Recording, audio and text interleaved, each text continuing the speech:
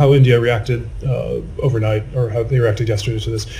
How do you feel about that, the withdrawal of, obviously Canada was kicked out, but how do you feel about how India is responding? I don't have any comment on that, but as we've said before, they're serious allegations, and we have wanted to see India take them seriously and cooperate with Canada's investigation. They have chosen an alternate path. An alternate path. How does that color perceptions of dealing with India? I don't have any further assessment on it. Indian delegation, meetings with the Indian delegation, what kind of message conveyed to them by the State Department regarding the involvement of Indian agents in international crimes? The same message that we have made clear for some time, which is that it's a matter we take incredibly seriously, and we want to see it fully investigated. So Pakistan is hosting Shanghai Cooperation Organization meeting in Islamabad. More than 10 countries are attending, and after 15 years, Indian Foreign Minister is there, and there is an opportunity for the Pakistan-India peace talks. What are your thoughts on that? So the United States respects each country's sovereign right to associate in groupings of its own choosing.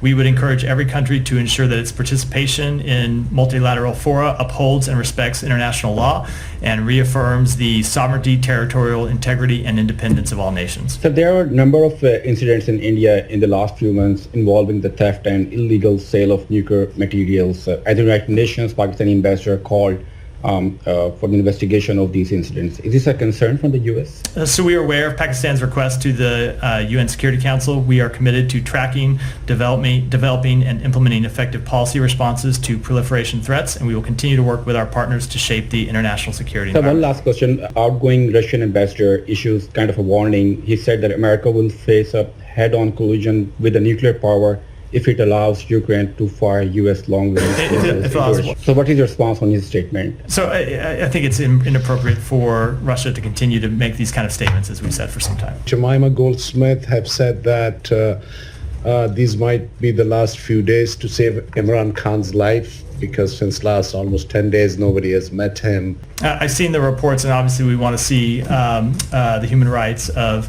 every individual in Pakistan be respected.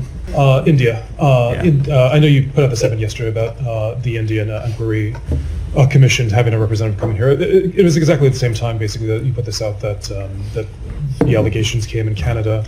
Do you have any general thoughts on India-Canada round two, about what's taking place?